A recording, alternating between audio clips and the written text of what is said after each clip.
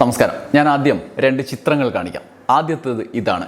Bangladesh supreme കോടതിക്ക് മുമ്പിലുള്ള നീതിദേവതയുടെ പ്രതിമ. 2017 ബംഗ്ലാദേശിൽ ഒരു പ്രക്ഷോഭം പൊട്ടിപ്പുറപ്പെട്ടു.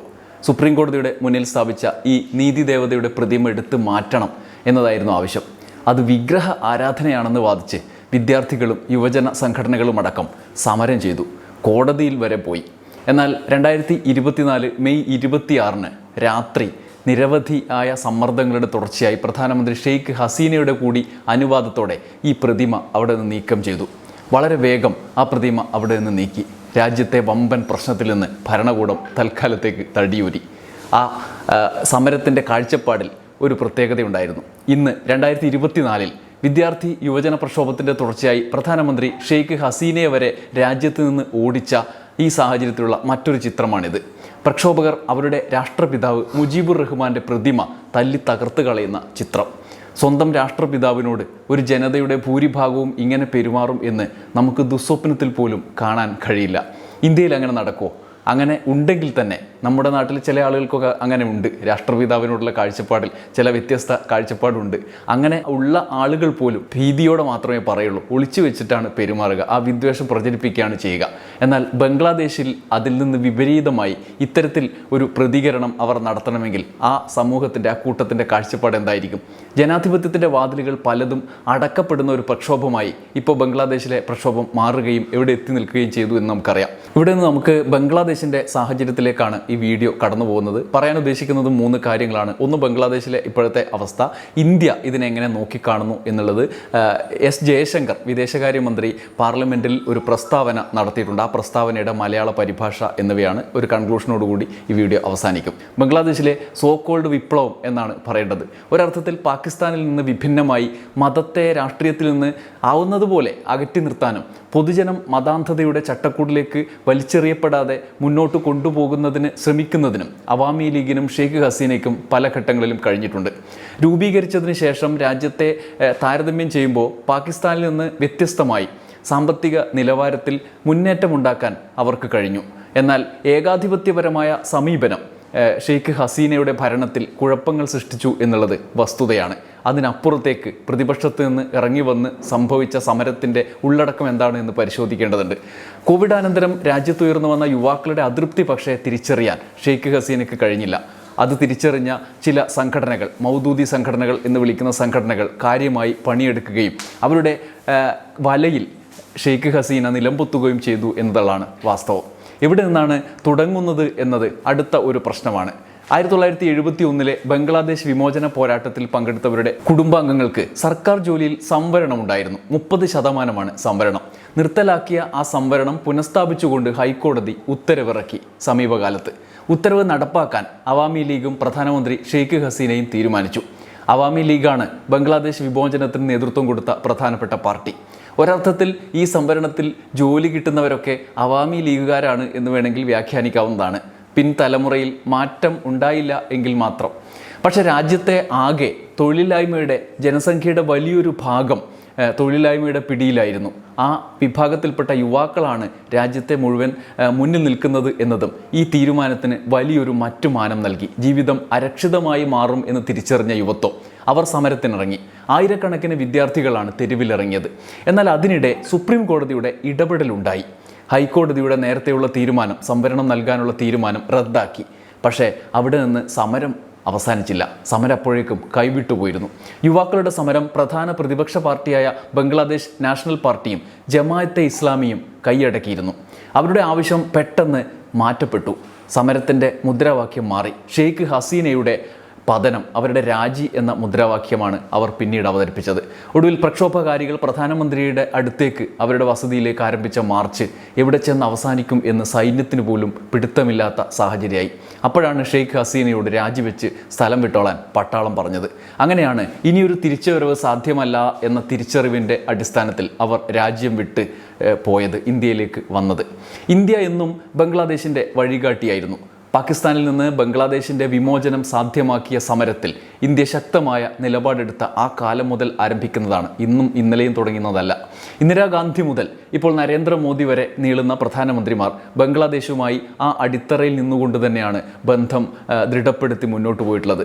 ശക്തമായ ബന്ധം കാത്തുസൂക്ഷിച്ച് പോന്നിട്ടുള്ളത്. അവാമി ലീഗിൻ്റെ രാഷ്ട്രീയ നേതൃത്വത്തോടും ജനാധിപത്യ ഇന്ത്യക്ക് ആഭിമുഖ്യമുണ്ട്. പെൺ ഹിറ്റ്ലർ എന്നൊക്കെ ചിലർ പേരിട്ട് വിളിക്കുന്നുണ്ടെങ്കിലും ഷെയ്ഖ് ഹസീനയ്ക്കോ അവരുടെ പാർട്ടി അവാമി ലീഗിനോ ഹിറ്റ്ലറോട് താരതമ്യത്തിന് പോലും സാധ്യതയില്ല. എന്തിന്, നരേന്ദ്രമോദിയോട് പോലും അദ്ദേഹത്തിൻ്റെ പ്രസ്ഥാനത്തിൻ്റെ ഐഡിയോളജിയോട് പോലും താരതമ്യത്തിന് മറ്റൊരു പാർട്ടി എന്നുള്ള നിലയിൽ അവാമി ലീഗിന് പോലും സാധ്യതയില്ല. അത് എന്താണ് നമുക്ക് നോക്കിയാൽ മനസ്സിലാവും. ഏകാധിപത്യ സ്വഭാവം അവസാന കാലത്ത് ഭരണത്തിൽ കാണിച്ചു എന്നതാണ് ഏക താരതമ്യം, ഏകാധിപത്യം. ഹിറ്റ്ലറെ പോലെ മതത്തെയോ വംശീയതയോ ആളെ കൂട്ടാൻ വേണ്ടി ദുരുപയോഗം ചെയ്യുന്ന ഒരു നേതൃത്വമായിരുന്നില്ല, അത്തരം കാഴ്ചപ്പാടുള്ള ഒരു നേതൃത്വമായിരുന്നില്ല അവരുടേതും അവരുടെ പാർട്ടിയുടേതും. ബംഗ്ലാദേശിൻ്റെ പരിമിതിയിൽ പോലും അവർ അങ്ങനെ ചെയ്തിട്ടില്ല എന്നുള്ളതാണ് യാഥാർത്ഥ്യം. അത് പോരാ, അവരുടെ രീതി ശരിയല്ല എന്ന അതൃപ്തിയോടുകൂടിയുള്ള പ്രവർത്തനമായിരുന്നു മറ്റുള്ളവർ. മത നിയമങ്ങളും മറ്റ് കാര്യങ്ങളുമൊക്കെ മതത്തെ ഉൾപ്പെടുത്തിക്കൊണ്ടുള്ള രാഷ്ട്രീയത്തെ അതിനുവേണ്ടി ശ്രമിക്കുന്ന ആളുകൾ. ഷെയ്ഖ് ഹസീനയുടെ പഴുതുകളെ അവർ നന്നായി ഉപയോഗിച്ചു എന്നുള്ളതാണ് വസ്തുത. ആ കാഴ്ചപ്പാടിൽ അല്ലെങ്കിൽ പോലും യുവത്വത്തിൻ്റെ അതൃപ്തി അവർ മുതലെടുത്തു. ഇതിനോട് ചേർത്ത് വായിക്കേണ്ടതാണ് ഇന്ന് ഇന്ത്യയിൽ സർവകക്ഷി യോഗത്തിൽ പ്രതിപക്ഷ നേതാവ് രാഹുൽ ഗാന്ധി പറഞ്ഞ നിലപാട്. ബംഗ്ലാദേശ് കലാപത്തിന് പിന്നിൽ വിദേശ കരങ്ങളുണ്ടോ എന്ന് അദ്ദേഹം സർവകക്ഷി യോഗത്തിൽ ചോദിച്ചിരുന്നു. ധാക്കയിലെ നാടകീയ സംഭവവികാസങ്ങൾക്ക് പിന്നിൽ പാകിസ്ഥാന് പങ്കുണ്ടോ എന്നതായിരുന്നു രാഹുലിൻ്റെ ചോദ്യങ്ങളിലെ സംശയം. ജയശങ്കറിൻ്റെ വിദേശകാര്യമന്ത്രിയുടെ സാന്നിധ്യത്തിലാണ് യോഗം ചേർന്നത്. ഇത് സംബന്ധിച്ച് ഉള്ള വിശദാംശം അദ്ദേഹം ആ യോഗത്തിൽ പറയുകയുണ്ടായി. ബംഗ്ലാദേശിൽ കലാപം രൂക്ഷമാക്കുന്ന വിധത്തിൽ ഒരു പാകിസ്ഥാൻ നയതന്ത്ര ഉദ്യോഗസ്ഥൻ തുടരെ സമൂഹ മാധ്യമങ്ങളിൽ ഇടപെടൽ നടത്തുന്നത് ശ്രദ്ധയിൽപ്പെട്ടിരുന്നു എന്ന് ആ യോഗത്തിൽ വെച്ച് തന്നെ വിദേശകാര്യമന്ത്രി പറഞ്ഞിരുന്നു. നേരത്തെ പാക് ചാര സംഘടനയായ ISIക്കും ചൈനയ്ക്കും ഷെയ്ഖ് ഹസീന വിരുദ്ധ പ്രക്ഷോഭത്തിൽ പങ്കുള്ളതായി ഇന്റലിജൻസിൻ്റെ റിപ്പോർട്ട് പുറത്തു വന്നതായി വാർത്തകൾ നമ്മളും കണ്ടിരുന്നു. ജമാഅത്തെ ഇസ്ലാമിയുടെ വിദ്യാർത്ഥി സംഘടനയായ ഇസ്ലാമി ഛാത്ര ശിബിരാണ് വിദ്യാർത്ഥികളുടെ സംവരണ വിരുദ്ധ പ്രക്ഷോഭത്തെ സർക്കാർ വിരുദ്ധ പ്രക്ഷോഭമാക്കി മാറ്റിയത്. സുപ്രീം കോടതി വിധി വന്നിട്ടും പ്രക്ഷോഭം ഷെയ്ഖ് ഹസീനയുടെ പതനത്തിലേക്ക് നയിക്കുന്ന പ്രക്ഷോഭം വേണമെന്ന് അവർ ആവശ്യപ്പെട്ടത്. 30% സംവരണം റദ്ദാക്കിക്കൊണ്ടുള്ള സുപ്രീം കോടതി വിധിക്ക് ശേഷം പ്രക്ഷോഭം തുടരാൻ നേതൃത്വം കൊടുത്തത് അവർ തന്നെയാണ്. ജമാഅത്തെ ഇസ്ലാമി സംഘടനകളെ സർക്കാർ സമരത്തിനിടെ നിരോധിച്ചതും ഇക്കാര്യത്തിൽ ഷെയ്ഖ് ഹസീന സർക്കാരിൻ്റെ നിലപാട് ഉറച്ചതും ആയതും അവരെ കൂടുതൽ പ്രകോപിതരാക്കി. എന്നാൽ ജമാഅത്തെ ഇസ്ലാമിയുടെ പിന്തുണയോടെ വരുന്ന ബംഗ്ലാദേശ് ഭരണകൂടം ഇന്ത്യക്ക് എന്തുമാത്രം സഹകരണാത്മകമായിരിക്കും എന്നതാണ് ഇന്ത്യയിലുയരുന്ന ആശങ്ക. സർവകക്ഷി യോഗത്തിലും ഇക്കാര്യം ചർച്ചയായിരുന്നു. അതിനെ തുടർന്നാണ് വിദേശകാര്യമന്ത്രി ഡോക്ടർ എസ് ജയശങ്കർ പാർലമെൻറ്റിൽ ഒരു പ്രസ്താവന നടത്തിയത്. ഇനി ഞാൻ ആ പ്രസ്താവനയുടെ സമ്പൂർണ്ണമായ മലയാള പരിഭാഷയാണ് നിങ്ങളെ കേൾപ്പിക്കുന്നത്. പാർലമെൻറ്റിൽ ലോക്സഭയിൽ അദ്ദേഹം ഇന്ന് നടത്തിയ പ്രസ്താവനയുടെ മലയാള പരിഭാഷ അത് ഇങ്ങനെയാണ്. ദശകങ്ങളായി ഇന്ത്യയുടെയും ബംഗ്ലാദേശിൻ്റെയും ബന്ധം ദൃഢമാണ്. സർക്കാരുകൾ മാറുമ്പോഴും ഈ ബന്ധത്തിൽ വിള്ളൽ വീണിട്ടില്ല. ബംഗ്ലാദേശിൽ സമീപകാലത്ത് ചില സംഭവങ്ങൾ ഉണ്ടായി. അവിടെ രാഷ്ട്രീയ ഭരണ അസ്ഥിരത രൂപപ്പെടും വിധത്തിലുള്ള ചില പ്രക്ഷോഭങ്ങൾ ഉയർന്നു വന്നു. ആ പ്രക്ഷോഭങ്ങളാണ് എല്ലാത്തിൻ്റെയും തുടക്കം. 2024 ജനുവരിയിൽ നടന്ന തെരഞ്ഞെടുപ്പ് മുതൽ ബംഗ്ലാദേശിൽ പ്രശ്നങ്ങൾ രൂപപ്പെട്ടിരുന്നു. ബംഗ്ലാദേശ് രാഷ്ട്രീയത്തിലും സമൂഹത്തിലും വലിയ ഭിന്നിപ്പുണ്ടാക്കുന്ന സംഭവങ്ങളാണ് പിന്നീട് ഉണ്ടായത്. വിദ്യാർത്ഥികളുടെ പ്രക്ഷോഭത്തിൽ നിന്നാണ് തുടക്കം. പ്രക്ഷോഭം ആക്രമണത്തിലേക്ക് വഴിമാറ്റപ്പെട്ടു. കെട്ടിടങ്ങളും സർക്കാർ സ്ഥാപനങ്ങളും തകർക്കുന്ന വിധത്തിലേക്ക് വിദ്യാർത്ഥി പ്രക്ഷോഭണം മാറി. ജൂലൈയിൽ ആരംഭിച്ച ആക്രമണം ചർച്ചകളിലേക്ക് നീങ്ങി. പല രാഷ്ട്രീയ പാർട്ടികളും നേതൃത്വങ്ങളും ഇത്തരത്തിൽ സംഭാഷണത്തിന് മുൻകൈയെടുക്കുകയും പങ്കെടുക്കുകയും ഒക്കെ ചെയ്തു. എന്നാൽ സുപ്രീം കോടതിയുടെ വിധിയും പ്രക്ഷോഭത്തെ തണുപ്പിച്ചില്ല. സുപ്രീം കോടതിയുടെ വിധി പ്രകാരം പ്രക്ഷോഭം തണുക്കുമെന്നാണ് മുദ്രാവാക്യം നമ്മുടെ മുമ്പിലുണ്ടായിരുന്നത്. അവർ കടുത്ത നിലപാടുമായിട്ടാണ് പക്ഷേ മുന്നോട്ട് പോയത്. ആക്രമണങ്ങൾ തുടർന്നു. 1 പോയിൻ്റ് അജണ്ടയായിരുന്നു അവർക്ക് ഉണ്ടായിരുന്നത്: പ്രധാനമന്ത്രി ഷെയ്ഖ് ഹസീനയുടെ രാജി. എന്നാൽ ആഗസ്റ്റ് 4-ന് പ്രശ്നം രൂക്ഷമായി. പോലീസിനും പോലീസ് സ്റ്റേഷനുകൾക്കും നേരെ ആക്രമണങ്ങൾ പൊട്ടിപ്പുറപ്പെട്ടു.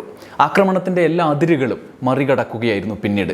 രാജ്യത്താകെ ആക്രമണം പടർന്നു. ന്യൂനപക്ഷങ്ങൾക്ക് എതിരായും ക്ഷേത്രങ്ങൾക്കെതിരായും ആക്രമണം വ്യാപിച്ചു. പലയിടങ്ങളിലേക്ക് ഇത് വ്യാപിച്ചു. 5-ാം തീയതി കർഫ്യൂ പ്രഖ്യാപിച്ചു. കർഫ്യൂ നിലവിൽ വന്നതോടെ അന്തരീക്ഷം മാറി. സുരക്ഷാ യോഗം കൂടി ഷെയ്ഖ് ഹസീനയുടെ രാജി സൈനിക നേതൃത്വം തീരുമാനിച്ചതിന് ശേഷം പ്രഖ്യാപിച്ചു. അധികം വൈകാതെ അവർ വളരെ പെട്ടെന്ന് ഇന്ത്യയിലേക്കെത്തി. ഇന്നലെ വൈകുന്നേരം അവർ ഇന്ത്യയിൽ ഇറങ്ങി. സൈനിക മേധാവി പുതിയ സർക്കാർ രൂപീകരിക്കേണ്ടതിനെപ്പറ്റി ജനങ്ങളോട് ബംഗ്ലാദേശിൽ പറഞ്ഞിട്ടുണ്ട്. ഇന്ത്യക്കാരുടെ സുരക്ഷയും വിദ്യാർത്ഥികളുടെ സുരക്ഷയും പ്രധാനമാണ്. 9,000-ഓളം വിദ്യാർത്ഥികളടക്കം 19,000-ഓളം ഇന്ത്യക്കാർ അവിടെ ഉണ്ട്. നിരവധി വിദ്യാർത്ഥികൾ ഈ ഹൈക്കമ്മീഷൻ്റെ നിർദ്ദേശപ്രകാരം ഈ സാഹചര്യത്തിൽ ഇന്ത്യയിലേക്ക് മടങ്ങിയെത്തിയിട്ടുണ്ട്. ഇന്ത്യയുടെ ഹൈക്കമ്മീഷൻ, അഡീഷണൽ ഓഫീസുകൾ, ഒപ്പം ഇന്ത്യയിലെ പൗരന്മാർ ഒക്കെ അവിടെയുണ്ട്. ബംഗ്ലാദേശിൽ അവർ പ്രവർത്തിക്കുന്നുണ്ട്. നമ്മൾ പ്രതീക്ഷിക്കുന്നത് സ്ഥാപനങ്ങൾക്കും വ്യക്തികൾക്കും എല്ലാം ഇടക്കാല സർക്കാർ സുരക്ഷ നൽകും എന്നാണ്. നമ്മൾ ബംഗ്ലാദേശിലെ ന്യൂനപക്ഷങ്ങളുടെയും ജനങ്ങളുടെയും സുരക്ഷ നിരീക്ഷിച്ച് വരികയാണ്. ഇന്ത്യൻ അതിർത്തിയിൽ സുരക്ഷാ ജാഗ്രതാ നിർദ്ദേശം പുറപ്പെടുവിച്ചിട്ടും ഉണ്ട്. അവസാന മണിക്കൂറുകളിൽ ധാക്കയിലെ ഹൈക്കമ്മീഷനുമായി നമ്മൾ നിരന്തരം ബന്ധപ്പെടുന്നുണ്ട്, കാര്യങ്ങൾ സംസാരിക്കുന്നുണ്ട്, സാഹചര്യങ്ങൾ വിലയിരുത്തുന്നുമുണ്ട്.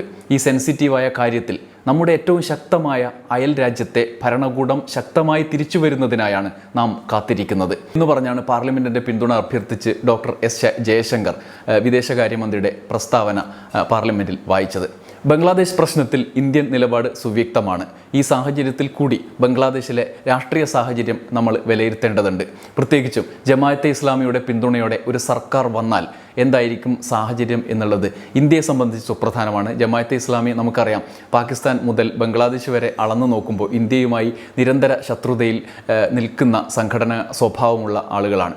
ഇത്തരത്തിൽ മുന്നോട്ട് പോകുമ്പോഴാണ് ആ രാജ്യത്തിൻ്റെ ഭാവിയിലും നമുക്ക് ആശങ്ക വരിക. നമ്മൾ അഫ്ഗാനിസ്ഥാൻ്റെ കാര്യം പറയുമ്പോൾ 60കളിലെ ചിത്രം എടുത്ത് കാണിക്കും. ഇത്രയും സ്വതന്ത്രമായി സ്ത്രീകളും പുരുഷന്മാരും ഒക്കെ നഗര ജീവിതം നയിച്ചിരുന്ന ഒരു നാട്ടിൽ ഇന്ന് താലിബാൻ വന്നതിന് ശേഷം എന്താണ് സംഭവിച്ചത് എന്ന്.